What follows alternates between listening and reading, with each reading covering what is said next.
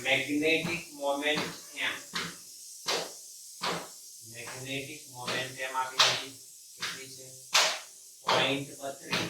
0.32 joule पर Tesla 0.32 joule पर Tesla આપણે મેગ્નેટિક મોમેન્ટ ને એમ્પિયર મીટર સ્ક્વેર તરીકે લખીએ છીએ તેનો બીજો એકમ તમને મળ્યો અહીંયા આગળ જૂલ પર ટેસ્લા ધરાવતા નાના ગજિયા ચુંબકને 0.15 ટેસ્લાના નિયમિત ચુંબકીય ક્ષેત્રમાં મૂક્યો છે તો b નું મૂલ્ય તમને આપ્યું 0.15 ટેસ્લા 0.15 ટેસ્લા ના નિયમિત ચુંબકીય ક્ષેત્રમાં મૂકેલ છે જો ગજિયો ચુંબક આ ક્ષેત્રના સમતલમાં મુક્ત ભ્રમણ કરી શકે તેમ હોય તો તેની કઈ દિશામાંની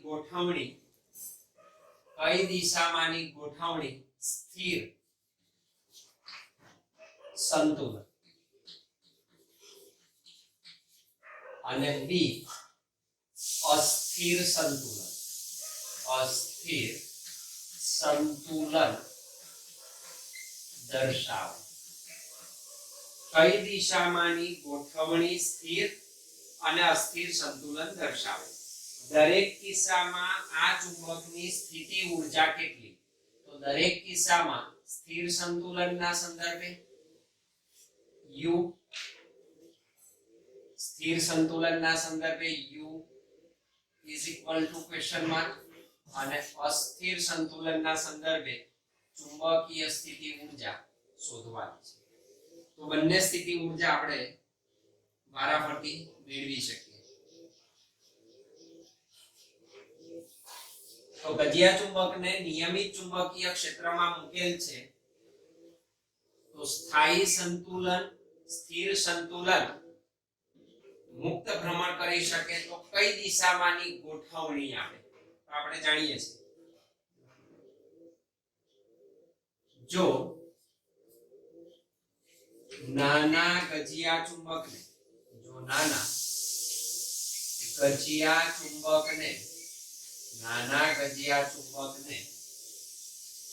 નિયમિત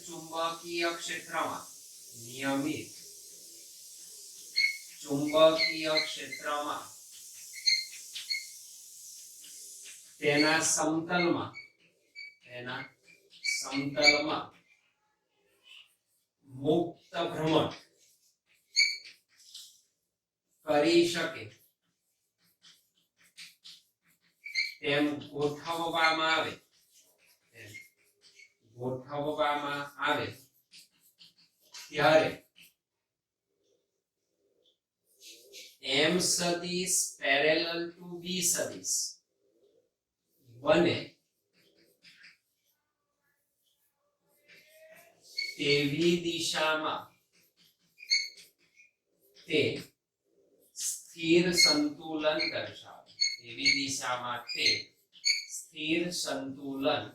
દર્શાવે એટલે કે ગજિયા ચુંબકની મેગ્નેટિક મોમેન્ટ ચુંબકીય ચાકમાત્રા એ ચુંબકીય ક્ષેત્રની દિશાને સમાંતર બને એ સ્થિતિમાં એ કેવી સ્થિતિ કહેવાય એની સ્થિર સંતુલન સ્થિતિ કહી શકાય therefore m સદિશ parallel to b સદિશ implies theta બરાબર 0 ડિગ્રી તો તે સ્થિતિમાં થીટા કેટલો થાય 0 ડિગ્રી મળે અને થીટા બરાબર 0 ડિગ્રી બને તો ચુંબકીય સ્થિતિ ઊર્જા લઘુત્તમ બને अर्थात चुंबकीय स्थिति ऊर्जा लघुत्तम तो U is equal to कयु सूत्र माइनस m सदिश डॉट b सदिश it is minus mb cos theta. This is equal to minus mb cos 0. Cos 0 એટલે 1, that is minus mb minimum. આ maximum minus maximum એટલે minimum, that is minus m આપેલો છે 0.32 ગુણ્યા b આપેલો છે 0.15. બેનો ગુણાકાર તો 32 ગુણ્યા 15 minus 0.048 જૂલ. લગભગ તમને કેટલી મળશે? minus 0.048 joule. આ તમને શું મળશે? this is equal to u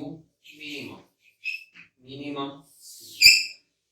તો સ્થિર સંતુલનની સ્થિતિમાં આપેલા ગજિયા ચુંબકમાં સંગ્રહિત સ્થિતિ ઊર્જા કેવી હોય? મિનિમમ હોય.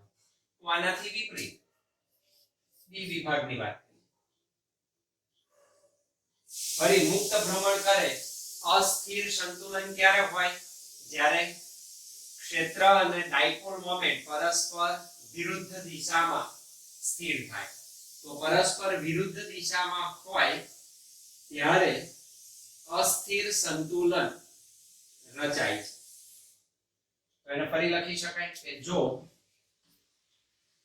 નાના ગજિયા ચુંબકને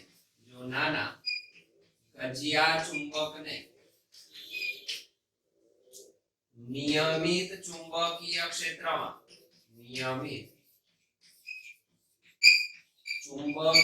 ક્ષેત્રમાં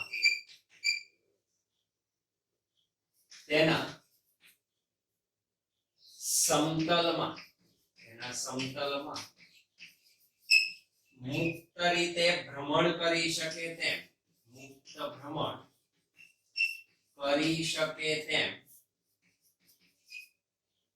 ગોઠવવામાં આવે ત્યારે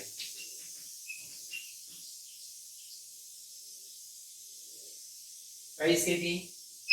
m સદિશ એન્ટી પેરેલલ ટુ b સદિશ, m માઈનસ b સદિશ એટલે પરસ્પર વિરુદ્ધ દિશામાં આવે ત્યારે m anti parallel to b સદિશ બને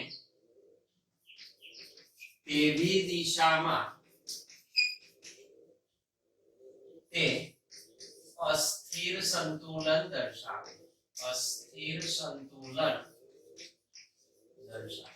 અસ્થાયી બને, એનું અસ્થિર સંતુલન પ્રાપ્ત થાય. એન્ટી પેરેલલ સ્થિતિ છે અર્થાત m સદિશ anti parallel to minus b સદિશ implies θ is equal to 180 degree. બંને વચ્ચેનો કોણ m અને b વચ્ચેનો ખૂણો 180 ડિગ્રી થાય. અર્થાત હવે ચુંબકીય સ્થિતિ ઊર્જા મહત્તમ સંકલિત થાય. અર્થાત ચુંબકીય સ્થિતિ ઊર્જા મહત્તમ મળે, maximum. That is u is equal to minus m dot b.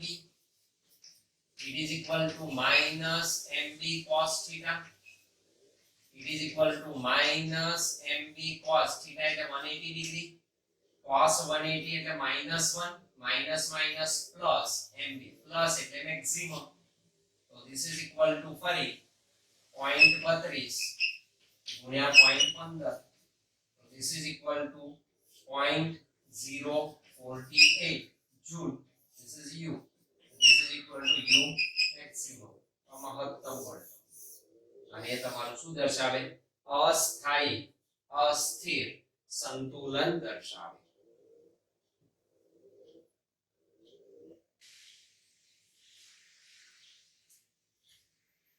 સ્વાધ્યાયનો 5.5 ખૂબ નજીક વીટેલા 800 આટાવાળા આટાઓની સંખ્યા આપી દીધી n 800 અને 2.5 ગુણ્યા 10 ની ઓછા 4 મીટર સ્ક્વેર આડછેદનું ક્ષેત્રફળ ધરાવતા. તો ક્ષેત્રફળ આપી દીધું a બરાબર 2.5 10 raised to minus 4 meter square. Solenoid માંથી 3 એમ્પિયર વિદ્યુત પ્રવાહ પસાર થાય છે. તો પસાર થતો પ્રવાહ I that is 3 ampere. Solenoid કઈ રીતે ગજિયા ચુંબકની જેમ વર્તશે તે સમજાવો. તેની સાથે સંકળાયેલી મેગ્નેટિક મોમેન્ટ કેટલી હશે?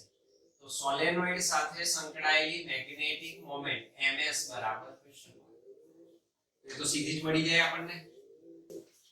તો સોલેનોઇડ ની ડાયપોલ મોમેન્ટ પહેલા શોધી કાઢીએ. તો સોલેનોઇડ ની ચુંબકીય ડાયપોલ મોમેન્ટ, ચુંબકીય ડાયપોલ મોમેન્ટ સીધું સૂત્ર છે ms બરાબર શું nia વાહક લૂપ માટે, એક માટે ia, n માટે nia, that is n કેટલા 800 into I કેટલા 3 અને એનું મૂલ્ય 2.5 10 raised to minus 4. This is equal to minus 5 થાય, minus 5 minus 3 પછી આખા 200 ગુણ્યા 3. This is equal to 3 દુ 6 ગુણ્યા 10 ની ઓછા 1.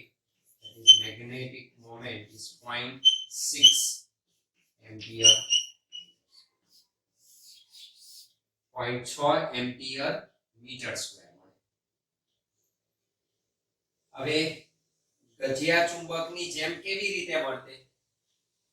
તો આપણે સોલેનોઇડ ડ્રો કરી શકીએ. માન લો કે એક જ અક્ષ પર એનો ડ્રો કરી દો.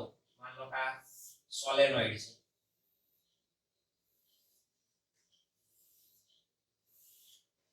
આ એની અક્ષ છે અને આ જ અક્ષ પર હું અહીં આગળ ગજિયો ચુંબક મૂકી દઉં. આનો ગજિયો ચુંબક આના ઉપર આટા વીંટાળેલા હોય તો આના ઉપર આપણે આટા દર્શાવી દઈએ. માન લો કે અહીંથી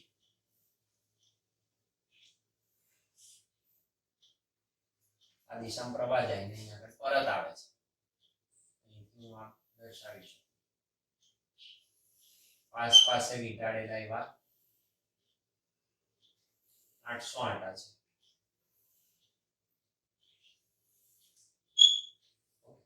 તો અહીંથી પ્રવાહ જાય છે આ દિશામાં વહે છે. તો પ્રવાહની દિશા તમે અહીં જોઈ શકો. કઈ દિશા છે? આ દિશા. આમ વહે છે.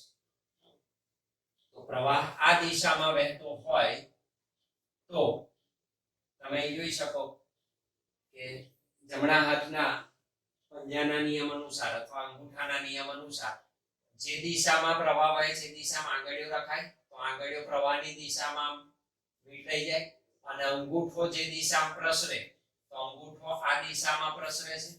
તો આ દિશામાં ચુંબકીય ક્ષેત્રની દિશા હોય તો b સદિશ આ દિશામાં હોય. અર્થાત આ છેડો ઉત્તર ધ્રુવ તરીકે વર્તે, આ દક્ષિણ ધ્રુવ તરીકે વર્તે. તો આ દક્ષિણ છે, આ ઉત્તર છે. તો આનું ચુંબકીય ક્ષેત્ર પણ તમને આ દિશામાં મળશે. પ્રવાહ આ દિશામાં જાય છે, n આટા છે.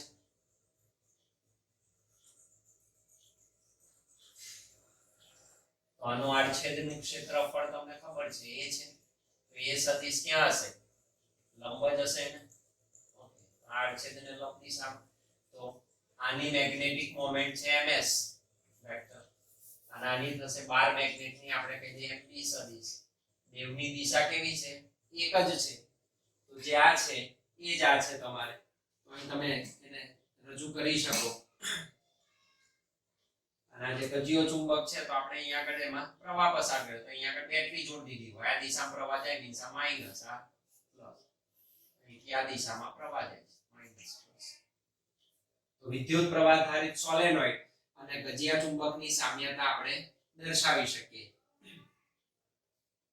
તો એ સદિશ કેવી રીતે મળે? અહીં આગળ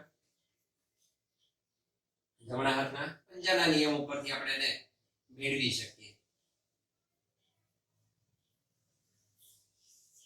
ક્ષેત્રફળ સદિશ, ક્ષેત્રફળ સદિશ એ સદિશની દિશા જમણા હાથના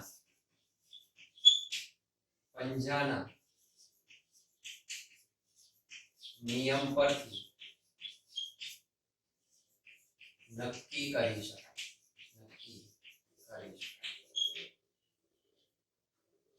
એના નિયમ ઉપરથી આપણે એને નક્કી કરી શકીએ.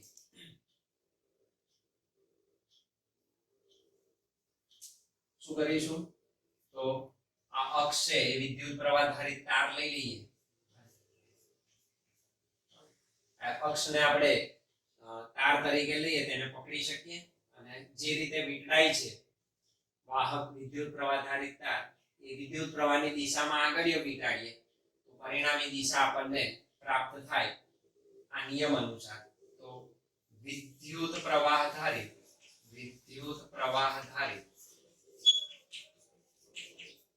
સોલેનોઇડ ની વિદ્યુત પ્રવાહ ધારિત સોલેનોઇડની અક્ષને જમણા હાથના પંજા વડે એવી રીતે પકડવામાં આવે કે જેથી આંગળીઓ શું થાય? પ્રવાહની દિશામાં એને વીંટળાય, જેથી આંગળીઓ વિદ્યુત પ્રવાહની દિશામાં વીંટળાય અને જે અંગૂઠો ફેલાય છે તો અંગૂઠો જે દિશામાં રહે અને અંગૂઠો જમણા હાથનો જે અંગૂઠો છે એ જમણા હાથનો અંગૂઠો જે દિશામાં હોય તે એ સદિશની દિશા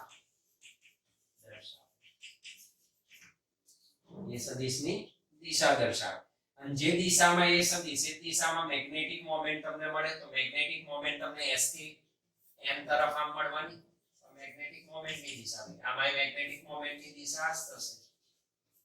બંને એક જ દિશામાં હોય તો તે એ સદિશની દિશા દર્શાવે.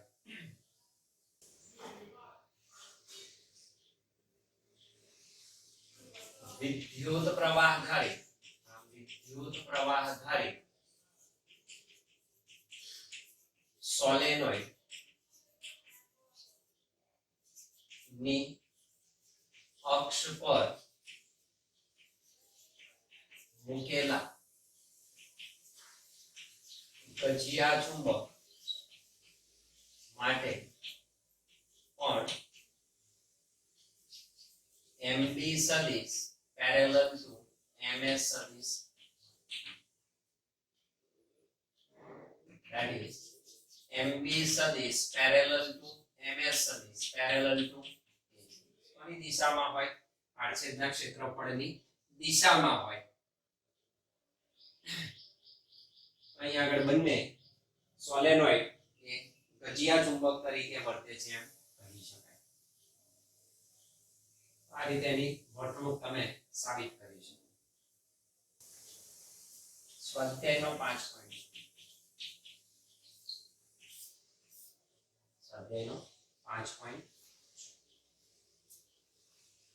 સ્વાધ્યાય 5.5 માં દર્શાવેલ સોલેનોઇડ શિરોલંબ દિશામાં મુક્ત ભ્રમણ કરી શકે તેમ હોય અને શિરોલંબ મુક્ત ભ્રમણ આપવાનું છે. મુક્ત ભ્રમણ કરી શકે તેમ હોય અને સમક્ષિતિજ દિશામાં 0.25 ટેસ્લા જેટલું નિયમિત ચુંબકીય ક્ષેત્ર લગાડવામાં આવે તો જ્યારે સોલેનોઇડની અક્ષ આપેલ ક્ષેત્ર સાથે 30 ડિગ્રીનો કોણ બનાવતી હોય ત્યારે તેના પર કેટલું ટોર્ક લાગતું હશે?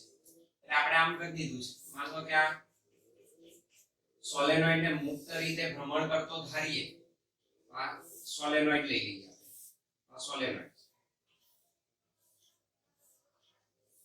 મુક્ત રીતે ભ્રમણ કરે છે.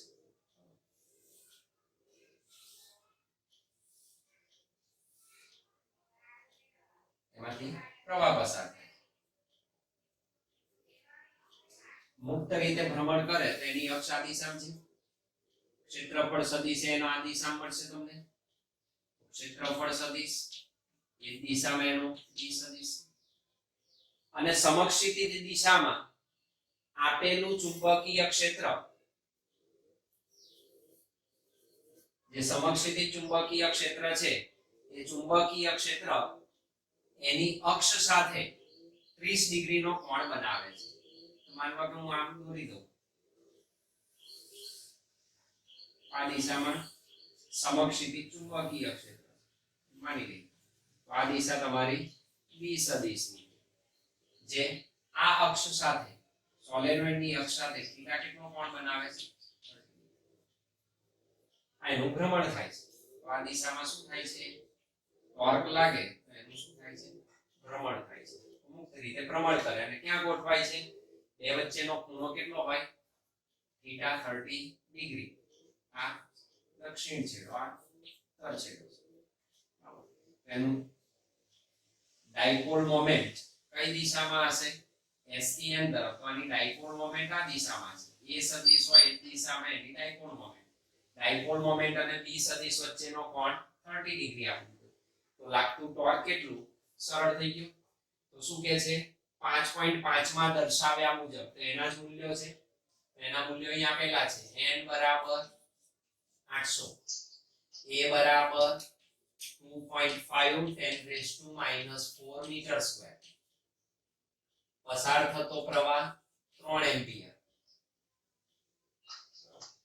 અને એને મુક્ત ભ્રમણ કરી સમક્ષિતિજ દિશામાં 0.25 ટેસ્લાનું ક્ષેત્ર તો b બરાબર 0.25 ટેસ્લા અને કેટલો કોણ તો કે થીટા બરાબર 30 ડિગ્રી કોણ તો એના ઉપર કેટલું ટોર્ક લાગતું હશે તો ટોર્ક બરાબર ખાસ જોવાનો ખૂણો કોના વચ્ચે બનવો જોઈએ m અને b વચ્ચે તો એ જ બને છે 30 ડિગ્રી એ લેવાય જો જુદો હોય તો આપણે બદલવું પડે તો ઈઝી થઈ ગયું ટોર્ક કેટલું તો ટોર્ક સદિશ બરાબર m સદિશ ક્રોસ b સદિશ m એટલે અત્યારે લખીશું સોલેનોઇડની ડાયપોલ મોમેન્ટ ms સદિશ that is ટોર્ક નું મૂલ્ય msb sin theta this is equal to ms એટલે શું nia સૂત્ર લખાય nia b sin theta અથવા તમે જોઈ શકો વીજ પ્રવાહ ધારિત વાહક ગૂંચડાને સમાન નિયમિત ચુંબકીય ક્ષેત્રમાં મૂકતા ગૂંચડા પર લાગતા ટોર્કનું સૂત્ર નાયબ sin theta આપણે જાણીએ છીએ તો NIAB sin theta થાય that means torque is equal to મૂલ્ય મુકાય 800 ગુણ્યા 3 ગુણ્યા 2.5 -4 sin 30 sin 30 એટલે 1/2 આનું મૂલ્ય આપણને ખબર જ છે તો આટલું મૂલ્ય અને b રહ્યો b કેટલો આપ્યો છે 0.25 તો 0.25 into sin theta so that is equal to this is equal to sin 30 એટલે 1/2 તો અહીં આગળ આપણે લખી શકીએ 8 ગુણ્યા 3 ગુણ્યા 25 ગુણ્યા 25 ગુણ્યા 10 રેઝ ટુ ચાલો બે ઓછા થઈ ગયા એટલે -2 -3 4 ને 5 -5 4 ને 5 ને 2 7 7 માં 2 જાય એટલે -5 into 1/2 this two gets cancelled that is 4 25 ચોક 100 થઈ ગયા તો 100 એટલે -3 આ બે ના -3 25 તારી 75 તો 75 ગુણ્યા 10 ની -3 તો that means ટોર્ક બરાબર 75 ગુણ્યા 10 ની -3 જૂલ અથવા આટલા મિલી જૂલ અથવા 7.5 into 10 raised to -2 જૂલ એવું પણ તમે લખી શકો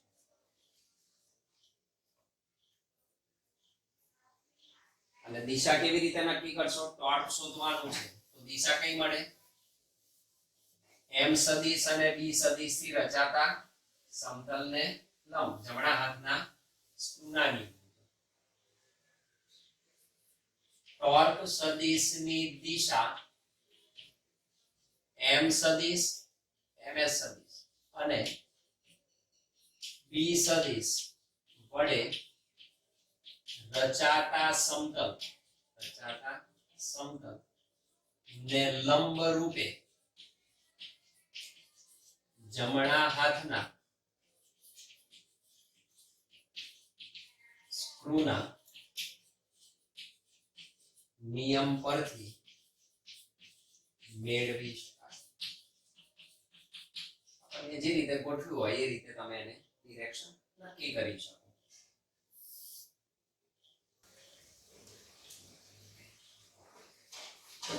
સ્વાધ્યાયનો 5.7 મેગ્નેટિક મોમેન્ટ 1.5 જૂલ પર ટેસ્લા.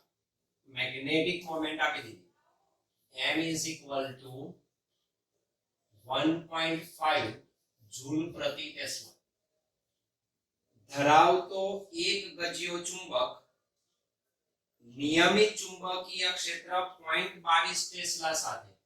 તો ચુંબકીય ક્ષેત્ર આપ્યું b 0.22 ટેસ્લા સાથે એક રેખસ્થ રહેલો છે. એક ગજિયો ચુંબક આટલા ક્ષેત્ર સાથે કેવો છે? એક રેખસ્થ છે. તો એમાં કે છે બાહ્ય ટોર્ક દ્વારા કેટલું કાર્ય કરવું પડે કે જેથી તેની મેગ્નેટિક મોમેન્ટ ક્ષેત્રને લંબ દિશામાં, ચોપડીમાં પુસ્તકમાં એટલો સુધારો કરી દેવાનો કે એવું લખ્યું છે ક્ષેત્રની દિશામાં, એવું નહીં, ત્યાં શું લખવાનું? ક્ષેત્રને લંબ દિશામાં, એટલો સુધારો કરી દેવાનો. બાહ્ય ટોર્ક દ્વારા કેટલું કાર્ય કરવું પડે જેથી તેની મેગ્નેટિક મોમેન્ટ નંબર 1 એમાં બે ભાગ છે. ક્ષેત્રને લંબ દિશા મેગ્નેટિક મોમેન્ટ થાય અને ક્ષેત્રની દિશાથી વિરુદ્ધ ગોઠવાય. ક્ષેત્રની દિશાથી વિરુદ્ધ એની મેગ્નેટિક મોમેન્ટ ગોઠવાય. તો બાહ્ય ટોર્ક દ્વારા કેટલું કાર્ય કરવું પડે આ સ્થિતિમાં? તો આ શોધવાનું W અને અહીં પણ તમારે W શોધવાનું. અને B માં કિસ્સાઓ 1 અને 2 આ બંને કિસ્સા માટે ચુંબક પર લાગતું ટોર્ક કેટલું? તો આ પહેલો કિસ્સો I1 કહી દે અને 2 કહી દઈએ.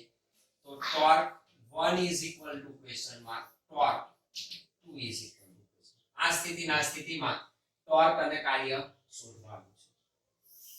હવે સૌથી પહેલું તમને આપી દીધું છે, જોઈએ આપણે.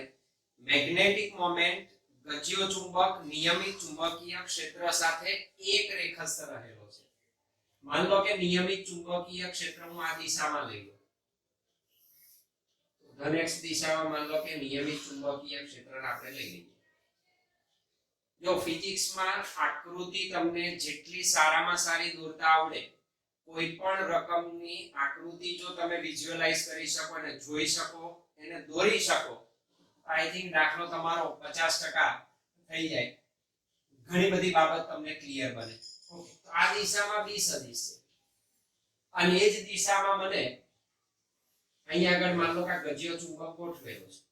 ગજિયો ચુંબક ગોઠવેલો, તો એની જે ડાયપોલ મેગ્નેટિક ડાયપોલ મોમેન્ટ છે એ આ દિશામાં છે, નોટ કે north pole south pole.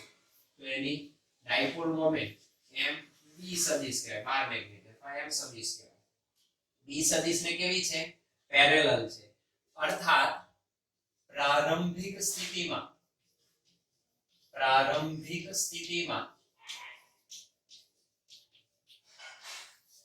θ1 is equal to 0 degree. પ્રારંભમાં બંને વચ્ચેનો ખૂણો કેટલો છે? m અને b સદિશ વચ્ચેનો ખૂણો that is 0 ડિગ્રી. કારણ m સદિશ is parallel to b સદિશ. આપણને કહ્યું છે એક રેખસ્થ છે, બંને એક જ રેખા ઉપર આવેલા છે. એક રેખસ્થ છે, બંનેની અક્ષ એક જ તરફ છે. તો જે દિશામાં b સદિશ છે એ દિશામાં ચુંબકીય ડાયપોલ મોમેન્ટનો સદિશ છે. તો આ પ્રારંભિક સ્થિતિ છે. હવે મને એમાં એવું કહે છે નંબર 1 ક્ષેત્રને લંબ દિશામાં θ2 બરાબર 90 ડિગ્રી. અંતિમ સ્થિતિ છે. તો આ પ્રારંભિક સ્થિતિ, અંતિમ સ્થિતિમાં m સદિશ પરપેન્ડિક્યુલર ટુ b સદિશ થવો જોઈએ. તો આ શું થશે? તો એ આમ ગોઠવા છે, ક્ષેત્ર આમ છે, આ b સદિશ છે અને હવે તમારો જે ચુંબક છે એ આ રીતે ગોઠવાશે. તો આ તમારો ઉત્તર ધ્રુવ થયો, આ S થયો, આ દિશામાં તમારી મેગ્નેટિક મોમેન્ટ આવી અને આ તમારો B સદિશ થયો. તમે અહીં જોઈ શકો કે બે વચ્ચેનો ખૂણો 90 ડિગ્રી થાય. આ રીતે એનું શું થયું? ભ્રમણ થયું 90 ડિગ્રી. તો જ્યારે ક્ષેત્રને લંબ દિશામાં હોય તો થતું કાર્ય કેટલું? મારે કાર્ય શોધવાનું છે. તો કાર્ય કેટલું મળે? તો W1 is equal to, આપણને સૂત્ર ખબર છે, md into cos θ1 minus cos θ. આ સૂત્ર છે આપણને, md cos θ1 minus cos θ.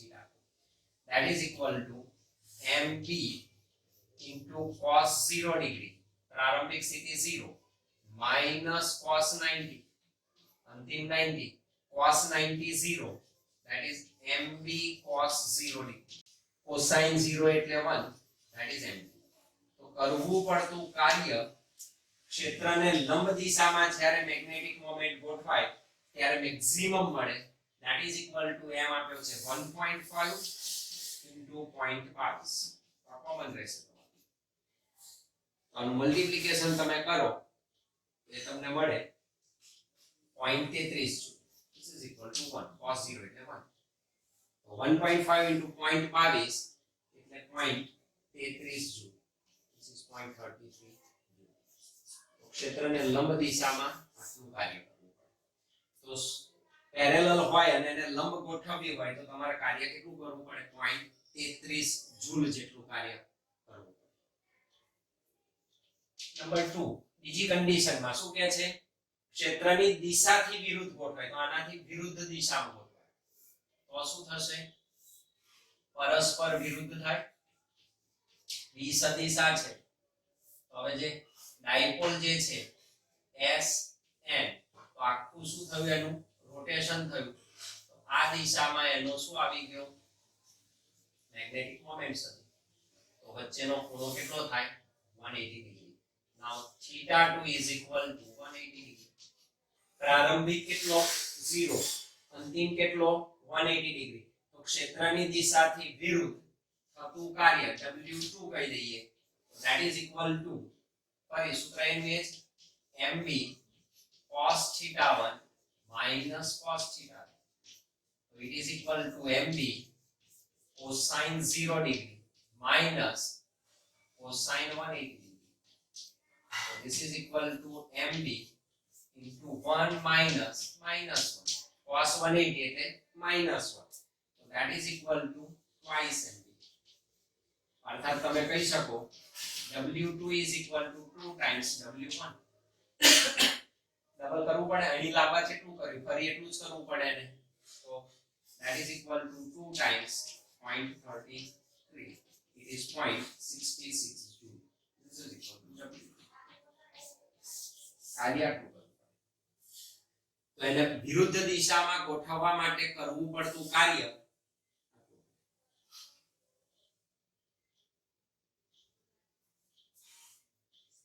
B ગણાય.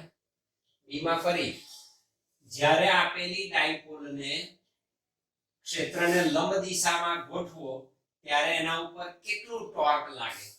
તો ખૂણો કેટલો થાય? તો θ બરાબર 90 ડિગ્રી. therefore ટોર્ક બરાબર શું? m સદિશ ક્રોસ b સદિશ. તો ટોર્ક નું મૂલ્ય થશે mb sin θ. કેટલાય ગોઠવવો છે? 90 ડિગ્રી એ પહેલામાં. તો mb sin 90, that is maximum. this is equal to mb. it is equal to this one, 1.5 into 0.22. this is equal to 0.33 joule. આટલું સ્ટોક લાગે. અને એના બીજા ભાગમાં કેટલો ગોઠવવાનો છે? θ 180 ડિગ્રી. તો એનું પ્રારંભિક 0 થી 180 ડિગ્રી જેટલું સ્થળાંતર કરવા, રોટેશન કરવા માટે લાગુ પડતું torque, that is equal to mb sin θ. this is equal to mb sin 180. this is equal sin 180 that is 0, this is equal to 0. તો પહેલી કન્ડિશનમાં ટોર્ક આટલું અને બીજી સ્થિતિમાં ટોર્ક કેટલું મળશે તમને 0. કોઈ ટોર્ક લાગે